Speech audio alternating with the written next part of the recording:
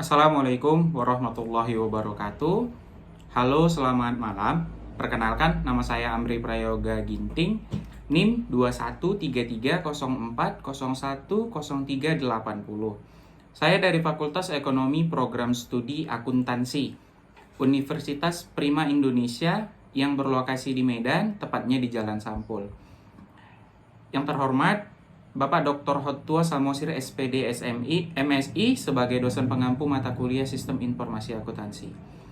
Dalam kesempatan kali ini, saya akan menjelaskan dalam video ini materi topik 2 yang berjudul Pengertian Metodologi Pengembangan Sistem Akuntansi.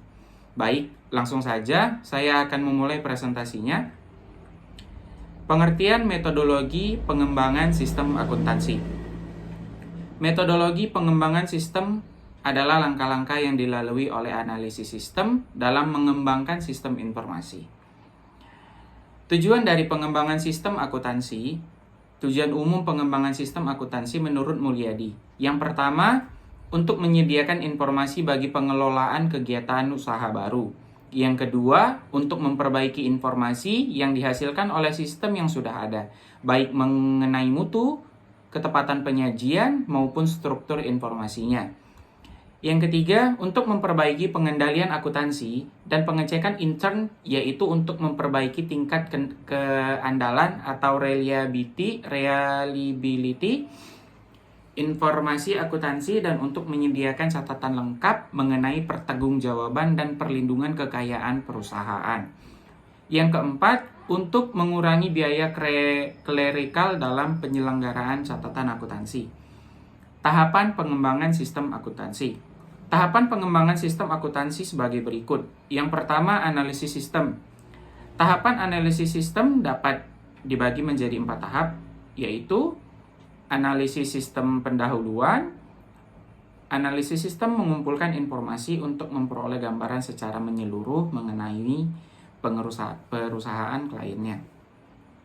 Yang kedua, penyusunan usulan pelaksanaan analisis sistem, yang merupakan pelaksanaan analisis sistem direncanakan oleh analisis sistem dalam suatu dokumen tertulis yang disebut usulan pelaksanaan analisis sistem.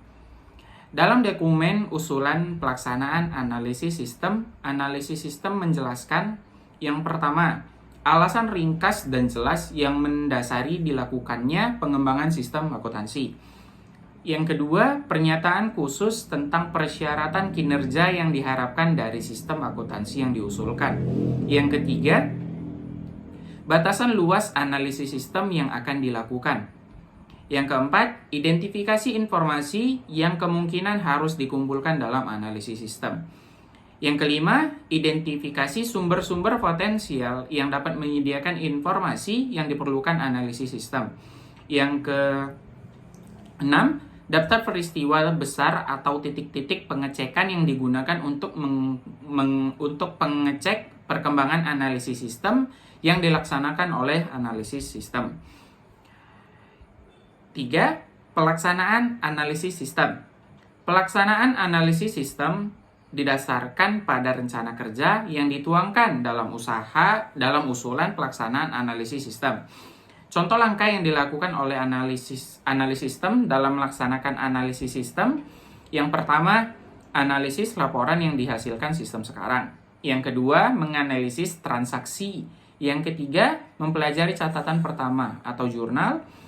Yang keempat, mempelajari catatan terakhir atau buku besar dan buku pembantu. Yang kelima, penyusunan laporan hasil analisis sistem. Isi laporan hasil analisis sistem meliputi pernyataan kembali alasan yang mendasari dan luas analisis sistem yang dilaksanakan oleh analisis sistem. Daftar masalah besar yang ditemukan oleh analisis sistem, suatu pernyataan persyaratan informasi yang diperlukan oleh pemakai informasi, suatu pernyataan tentang asumsi penting yang dibuat oleh analisis sistem selama melaksanakan analisis sistem, suatu proyeksi sumber daya yang diperlakukan serta biaya yang dibutuhkan dalam perancangan sistem akuntansi yang baru, rekomendasi yang bersangkutan dengan sistem yang diusulkan atau persyaratan-persyaratan yang harus dipenuhi oleh sistem yang diusulkan tersebut. Yang kedua, desain sistem. Tahap desain sistem dapat dibagi menjadi 6 tahap, yaitu tahap pertama, desain sistem secara garis besar. Tahap yang kedua, penyusunan usulan desain sistem secara garis besar. Tahap yang ketiga, evaluasi sistem. Tahap keempat, penyusunan laporan final desain sistem secara garis besar. Tahap kelima, desain sistem secara rinci. Tahap keenam, penyusunan laporan final desain sistem secara rinci. Ketiga, implementasi sistem.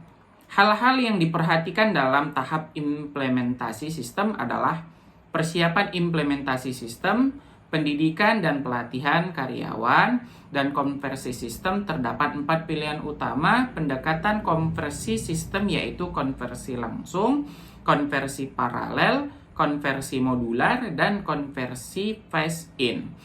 Dalam setiap tahap pengembangan sistem, analisis sistem menghasilkan dokumen tertulis yang menyajikan rencana pekerjaan yang akan dilaksanakan dalam pengembangan sistem. Tahap analisis sistem menghasilkan dokumen usulan pelaksanaan analisis sistem yang laporan hasil analisis sistem. Tahap desain sistem menghasilkan dokumen usulan desain sistem secara garis besar, laporan final desain sistem secara garis besar, dan laporan final desain sistem secara rinci. Tahap implementasi sistem menghasilkan laporan final implementasi sistem.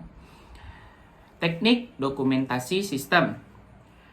Sistem informasi akuntansi yang telah dirancang dalam didokumentasikan dalam bentuk narasi, bagan alir, diagram, dan lain-lain untuk memudahkan penjelasan sistem informasi tersebut.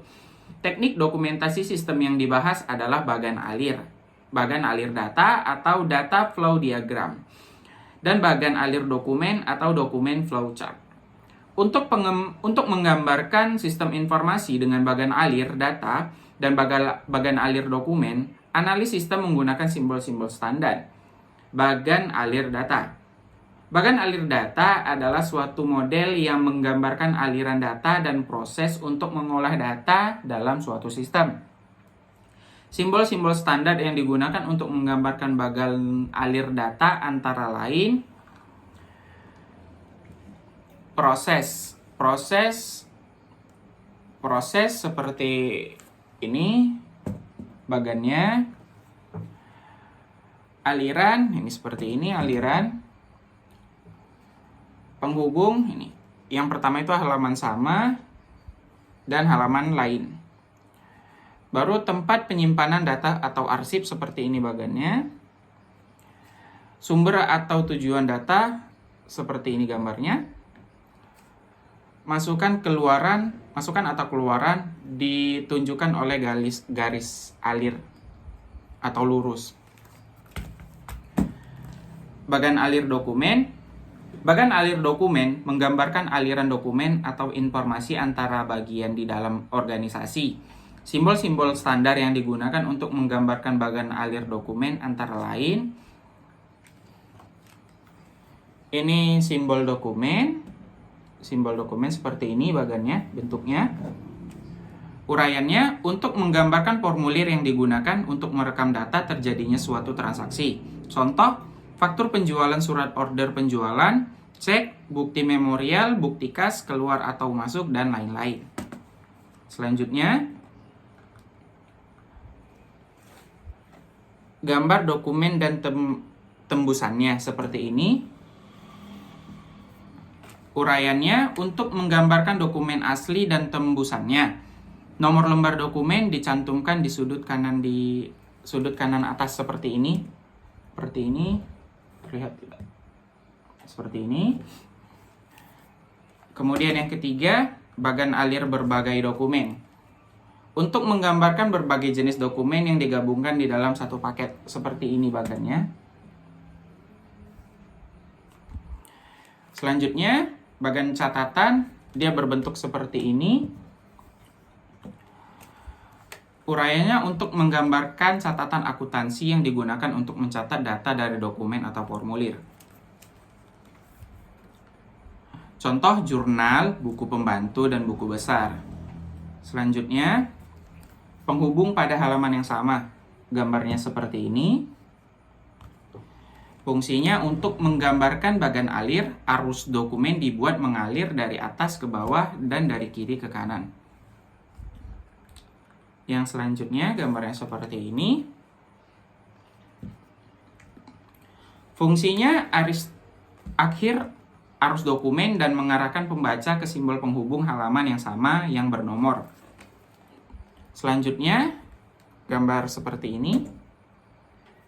Fungsinya awal arus dokumen yang berasal dari simbol penghubung dalam halaman yang sama yang bernomor seperti yang tercantum di dalam simbol tersebut. Gambar selanjutnya ini penghubung pada halaman yang berbeda. Gambarnya seperti ini. Fungsinya jika untuk menggambarkan bagan alir suatu sistem akuntansi diperlukan lebih dari satu halaman.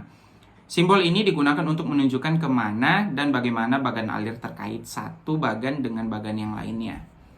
Selanjutnya kegiatan manual, contoh gambarnya seperti ini, contoh bagannya. Dan fungsinya untuk menggambarkan kegiatan manual. Contohnya menerima order dari pembeli, mengisi formulir, membandingkan dan memeriksa berbagai jenis kegiatan klerikal lainnya. Selanjutnya keterangan komentar, bagannya seperti ini.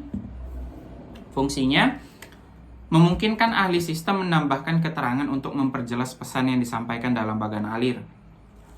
Kemudian arsip sementara, bagannya seperti ini. Fungsinya untuk menunjukkan tempat penyimpanan dokumen sementara, artinya dokumen ini akan diambil kembali untuk keperluan pengolahan lebih lanjut, seperti lemari arsip dan kotak arsip.